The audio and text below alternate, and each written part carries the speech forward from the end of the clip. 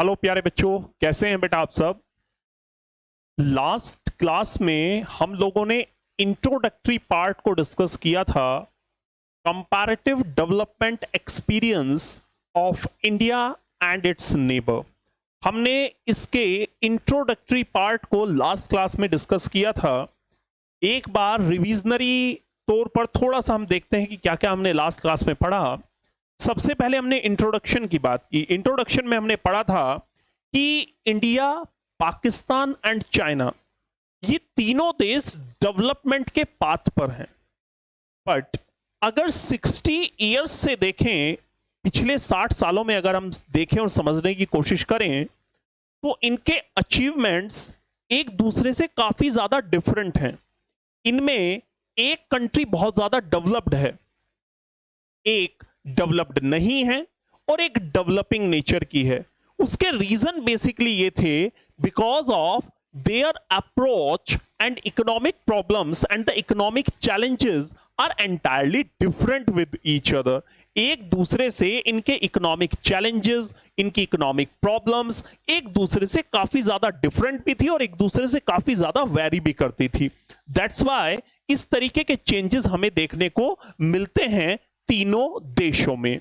इसके बाद हमने पढ़ा था कि भारत और पाकिस्तान ने किस तरीके से अपने आप को डेवलप किया था, और मैंने आपको कहा था चाइना की बात हम लेटर ऑन अपने लेक्चर्स के अंदर करेंगे। So India and Pakistan both are adopted the mixed economic system. दोनों ने मिक्स्ड इकोनॉमिक सिस्टम को ऑप्ट किया था। क्या होता है mixed economic system? Mixed economic system वो होता है जहां पर आपका कॉम्बिनेशन हो सोशलिज्म और कैपिटलिज्म का, जहां पर प्राइवेट और पब्लिक दोनों एंटरप्राइजेस हो, बट मोस्ट प्रोबेबली यहां पर प्राइवेट सेक्टर को ज्यादा तवज्जो नहीं दी गई थी, ज्यादा पब्लिक सेक्टर को आगे रखा गया था, क्योंकि ऐसा मानना था गवर्नमेंट्स का कि जितनी कमांडेबल हाइट्स हम अचीव करना चाहते हैं, उन कमांडेबल हाइट्स को अचीव करने में पब्लिक सेक्टर ज्यादा बेटर एक रोल प्ले कर सकता है in comparison to a private sector. Private sector इतना ज्यादा बेटर रोल प्ले नहीं करेगा to achieving the commandable height. Reason, क्योंकि प्राइवेट सेक्टर वर्क करता है फॉर प्रॉफिट मोटिव और पब्लिक सेक्टर वर्क करता है फॉर द सोशल वेलफेयर। ऐसा मानना था गवर्नमेंट्स का। Private sector was play only a secondary role. Private sector को सेकेंडरी रोल दिया गया बिकॉज ऑफ, मैंने आपको बताया कारण, but the economy, but both the economies adopted inward oriented strategy. ये हमने कल की क्लास में पढ़ा था। इनवर्ड ओरिएंटेड स्ट्रैटेजी क्या थी बेटा? इनवर्ड ओरिएंटेड कि हमने अपनी डोमेस्टिक इंडस्ट्रीज को आउटसाइड जो फॉरेनर कंट्रीज हैं उनसे पूरे तरीके से प्रोटेक्ट कर दिया था। ठीक है, इनवर्ड ओरिएंटेड अप्रोच का मतलब कि जो आउटसाइडर्स हैं उनसे हमने अपनी इंडस्ट्रीज को पूरे तरीके से क्या कर दिया था? प्रोटेक्ट कर दिया था। Means we never feel good with the outsider because of हमने लास्ट 200 इयर्स ब्रिटिशर्स के साथ, जो ब्रिटिशर्स ने हमारे ऊपर राज किया, जो शासन किया, हम उससे बहुत ज्यादा घबराए हुए थे। इसीलिए भारत ने मिक्स्ड इकोनॉमिक सिस्टम के साथ इनवर्ड ओरिएंटेड स्ट्रैटेजी को ऑप्ट किया। मींस ना हम फॉरेनर्स के साथ जाएंगे, ना हम फॉरेनर्स के साथ बात करेंगे, ना फॉरेनर्स की किसी तरीके की इन्वेस्टमेंट हम अपने देश के अंदर लेकर आएंगे। Is it clear? तो पूरे तरीके से डोमेस्टिक इंडस्ट्रीज को क्या किया गया? प्रोटेक्ट किया गया। It focused on the protection of the domestic industries, instituting it foreign competition. Foreign competition से अपनी डोमेस्टिक इंडस्ट्रीज को पूरी तरीके से प्रोटेक्ट किया गया। ठीक है, पूरे तरीके से इन्होंने प्रोटेक्ट कर लिया डोमेस्टिक इंडस्ट्रीज से। फॉरेनर्स को अलाउड नहीं किया गया भारत के अंदर आने से, भारत के अंदर इन्वेस्टमेंट करने से फॉरेनर्स को अलाउड नहीं किया गया। एफडीआई को पूरे तरीके से बैन ही रखा गया। बट लेटर ऑन जब बाद में ऐसा लगा कि हमारे पास पैसा कम है, फॉरेनर्स के पास पैसा ज्यादा है, तो आप फॉरेनर्स को अलाउ करो, फॉरेनर्स को कहो कि वो भारत में आए और भारत में आकर पैसे को इन्वेस्ट करें, तो इसीलिए लेटर ऑन एफडीआई को अलाउड कर दिया गया। तो ये कुछ बातें हमने लास्ट क्लास के अंदर ऑलरेडी डिस्कस की थी। Is it clear? अब हम आगे की बात करते हैं। आज की क्लास में हमें बात करनी है development path of China. China के डेवलपमेंट पाथ के बारे में बात करनी है कि चाइना ने किस तरीके से डेवलप किया है। चाइना के डेवलपमेंट पाथ को आज की क्लास में हमें डिस्कस करना है। देखिए, अगर हम चाइना की बात करते हैं, China adopted statism. Statism, what is the meaning of statism? Statism का मतलब क्या होता है? चाइना ने अडॉप्ट किया, जैसे भारत और पाकिस्तान ने मिक्स्ड इकोनॉमी को ऑप्ट किया था, same as China adopt स्टेटसम। Statism का मतलब होता है बेटा कि ना तो हम किसी दूसरी कंट्री के साथ बिजनेस करेंगे, ना हम किसी दूसरी कंट्री को अलाउड करेंगे। सारा का सारा जो कंट्रोल है वो किसके पास होगा? सारा का सारा कंट्रोल प्योरली गवर्नमेंट के हाथों में होगा। मतलब एक तरीके की इन्होंने मिक्स्ड इकोनॉमी में जो पब्लिक और प्राइवेट सेक्टर थे, इन्होंने सिर्फ और सिर्फ पब्लिक सेक्टर को ऑप्ट किया। उसे बोलते हैं statism economy. It statism is the belief that the state should control either economic और सोशल पॉलिसीज। स्टेट मींस सिर्फ गवर्नमेंट। यहां जो कंट्रोल करेगी सिर्फ और सिर्फ और सिर्फ गवर्नमेंट कंट्रोल करेगी। यहां कौन कंट्रोल करेगा? सिर्फ और सिर्फ गवर्नमेंट कंट्रोल करेगी। Is it clear? गवर्नमेंट के हाथों में सारे कंट्रोल दिए गए, गवर्नमेंट्स के हाथों में सारे कंट्रोल दे दिए गए इस इकोनॉमी के अंदर। उसे आप क्या बोलते हैं? Statism economy. As a model of growth in which ownership of all the resources raised with the state. State means देश, राज्य, गवर्नमेंट। सिर्फ अधिकार किसके पास थे? गवर्नमेंट के पास थे। हर चीज किसके पास थी? गवर्नमेंट के पास थी। इसे आपने क्या बोला? स्टेटसम इकोनॉमी। इसे आपने क्या बोला? स्टेटसम इकोनॉमी। स्टेटसम इकोनॉमी कौन सी होती थी? स्टेटसम इकोनॉमी वो होती थी जिस इकोनॉमी में सारे के सारे कंट्रोल किसके पास हो? गवर्नमेंट के पास हो। सारा कंट्रोल किसके पास हो? गवर्नमेंट के पास हो। What ever the economic and social. Okay, the state has was to decide what to produce. यहां पर स्टेट मींस गवर्नमेंट को डिसाइड करना था what to produce, क्या प्रोड्यूस करना है, कंज्यूमर गुड्स और the capital goods. State was to decide what to produce, whatever the consumer goods or the capital goods. We all know the consumer goods growth were not proceed further better than produce capital goods like machineries. जो consumer goods हैं ये आपको further growth करने में help नहीं करते हैं, but on the other hand capital goods, अगर आप दूसरी तरफ कैपिटल गुड्स की अगर बात करते हैं तो कैपिटल गुड्स आपको क्या कर रहे हैं, ये वाले जो कैपिटल गुड्स हैं ये आपको क्या कर रहे हैं, ये हेल्प कर रहे हैं फर्दर प्रोडक्शन करने में. सो बेसिकली स्टेट को डिसाइड करना था कि आपको किस गुड्स की तरफ जाना है, कंज्यूमर गुड्स की तरफ जाना है या फिर कैपिटल गुड्स की तरफ जाना है. कौन से गुड्स हमें प्रोड्यूस करने हैं, कंज्यूमर गुड्स और कैपिटल गुड्स. ओके, सो ये डिसीजन भी किसको लेना था, स्टेट को लेना था. स्टेट का मतलब क्या होता है बेटा, गवर्नमेंट को डिसीजन लेना था. किसको लेना था डिसीजन, गवर्नमेंट को डिसीजन लेना था. Okay, if we are produce machinery, if you all know, if we are moving towards the capital goods production, then ultimately we are producing machinery. Today, tomorrow, consumer goods production is multiply. आप consumer goods की production बढ़ा पाएंगे अगर आज आप capital goods के ऊपर क्या करेंगे, focus करेंगे. Second, how to produce means labor intensive technique or a capital intensive technique. For whom to produce, for the rich or for the poor, and how much for the rich and how much for the poor. These all the decision will taken by the government. ये सारे के सारे decision किसको लेने थे, government को लेने थे. What to produce, how to produce, for whom to produce. These all decision are taken by the government. All the resources were under the control and command of the government. सारे के सारे जो resources थे, जितने भी सारे resources थे, whatever the land, whatever the labor, whatever the capital, these all the resources are under controlled by the government. Means सारी लैंड किसके पास थी, गवर्नमेंट की थी. प्राइवेट ओनरशिप थी ही नहीं. जैसे भारत में प्राइवेट ओनरशिप है, जो आपका रहना, जहां आप रहते हैं जिस घर में, वो घर हो सकता है आपके नाम पर हो, आपके फादर या आपके ग्रैंडफादर के नाम पर हो, बट वहां ऐसा नहीं है। सारी की सारी जो लैंड है वो किसके कंट्रोल में है? गवर्नमेंट के कंट्रोल में थी। तो all the resources are under the control and commanded of the government. Is it clear? It adopted a system of closed economy. उन्होंने किस सिस्टम को ऑप्ट किया? Closed economy, like India and Pakistan. India and Pakistan also adopted the closed economic system in which no FDI, no FII and no integration with the MNCs। ना कोई FDI को allowed किया गया, ना कोई FII, और किसी तरीके का कोई इंटीग्रेशन नहीं होगा किसके साथ? MNCs के साथ। Is it clear? Initially the economy was agrarian in nature. शुरुआत में चाइना की इकोनॉमी भी बेसिकली एग्रेरियन ही थी। चाइना भी एग्रीकल्चर के ऊपर शुरुआत में चाइना ने फोकस किया, agriculture, agrarian in economy.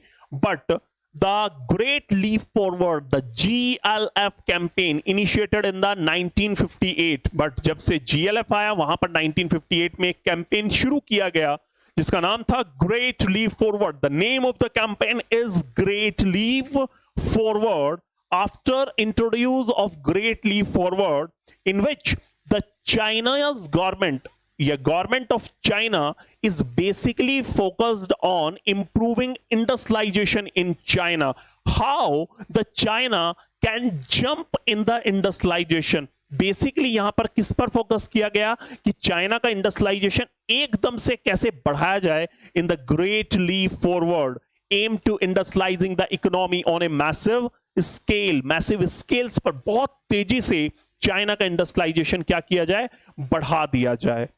Next, in agriculture for instance commune land were divided into the small plots which were allocated not used for ownership. Commune lands, initially the land distribution system is adopted by the China. It is commune land system. Means उन्होंने क्या किया China ने? बेटा lands को ना अलग अलग plots के अंदर डिवाइड कर दिया। ठीक है, कम्यून्स का मतलब कि 26,000 इनिशियली कम्यून्स को बनाया गया था। कम्यून्स कैसे थे कि एक विलेज के अंदर सपोज कोई 100 पीपल्स रहते तो उनको एक एरिया ऑफ लैंड दे दिया जिसके ऊपर उन्हें प्रोडक्शन करनी है। लैंड गवर्नमेंट का ही है, सिर्फ प्रोडक्शन करनी है। लैंड गवर्नमेंट का ही है, सिर्फ क्या करनी है? प्रोडक्शन उन्हें करनी है। In agriculture for instance commune land were divided into the small plots. Further in commune lands को स्मॉल प्लॉट्स के अंदर डिवाइड किया गया। इनिशियली तो कम्यून लैंड्स थी जो ग्रेट लीप फॉरवर्ड के टाइम पर हुआ था, इंडस्ट्रियलाइजेशन बढ़ाने के लिए वहां पर कम्यून्स लैंड को कम्यून सिस्टम के अंदर डिवाइड किया। बट फर्दर कम्यून लैंड्स को स्मॉल प्लॉट्स के अंदर डिवाइड कर दिया। मींस पहले एक विलेज एरिया के अंदर रहने वाले सारे लोगों को एक लैंड दे दी जाती थी, वो उस पर प्रोडक्शन करते थे। इनपुट गवर्नमेंट प्रोवाइड कराती थी, आउटपुट गवर्नमेंट ले लिया करती थी और बदले में सबको इक्वल सैलरी दे देती थी। अब वहां प्रॉब्लम क्या हुई? हर कोई जो भी जितना भी काम कर रहा है उसकी एफिशिएंसी के अकॉर्डिंग उसे पैसा नहीं मिलता था। ऐसा भी होता था एक व्यक्ति बहुत ज्यादा एफिशिएंटली परफॉर्म कर रहा है, उसे भी उतना ही पैसा मिलता था। एक की इनएफिशिएंसी कम है, उसको भी सेम पैसा मिलता था। तो फर्दर इस कम्यून लैंड्स को डिवाइड कर दिया किसमें? स्मॉल प्लॉट्स के अंदर।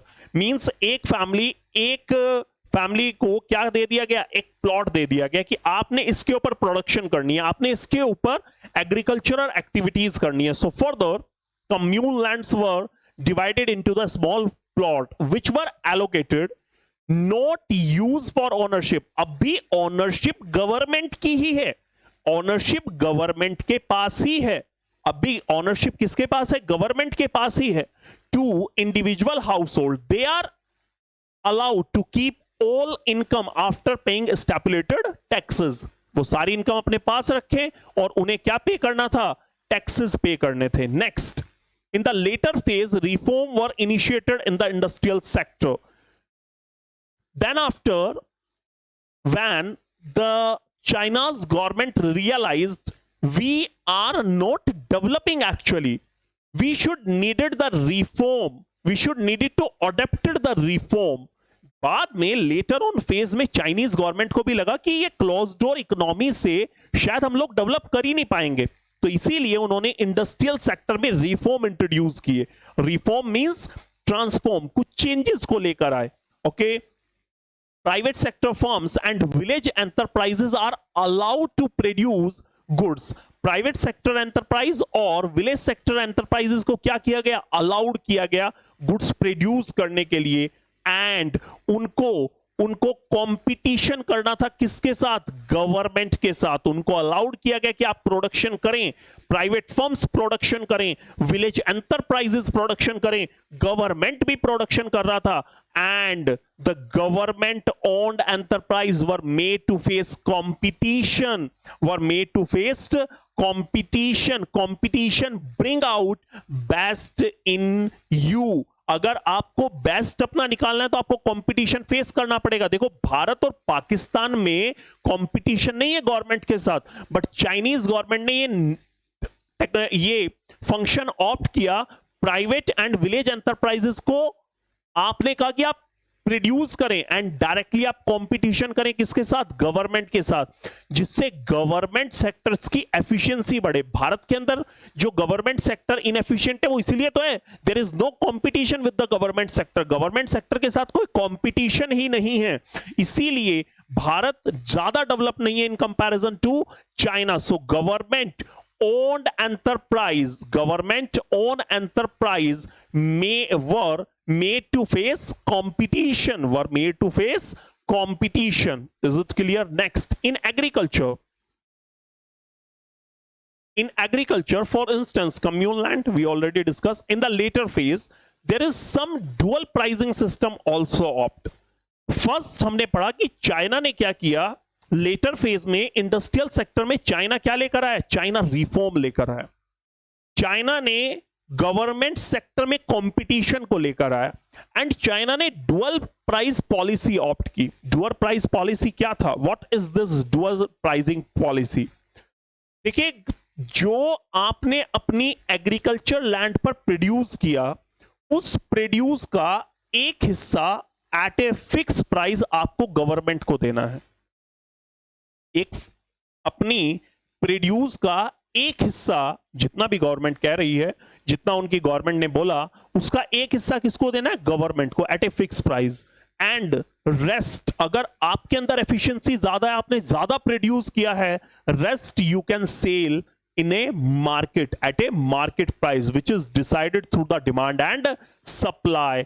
In this phase also include dual pricing, fixing price in two ways. Industrial unit are required to buy and sell fixed quantities of input and output on the base fixed price fixed by the government. Input and output sold to the government as a price which is fixed by the government, and the rest will brought and sold at a market price. और rest आप क्या कर सकते हैं, sold कर सकते हैं market में at a market price.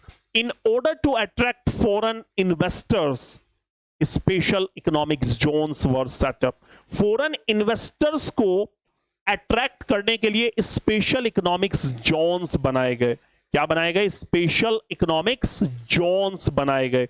What is this special economics zones? Special economics zones means एक ऐसा एरिया, चाइना के अंदर ऐसे ऐसे एरियाज बनाए गए जहां पर जो फैसिलिटीज एक इन्वेस्टर्स को चाहिए वो सारी फैसिलिटीज उसको दी गई।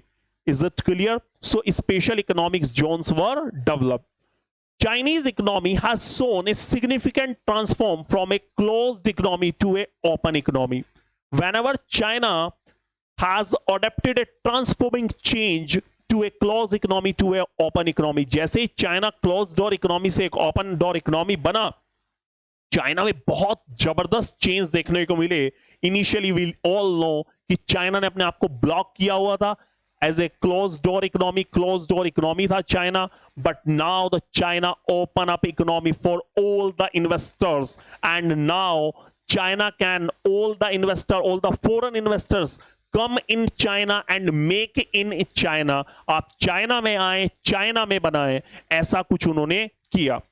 It is an export oriented economy. ये एक एक्सपोर्ट ओरिएंटेड इकोनॉमी बनी।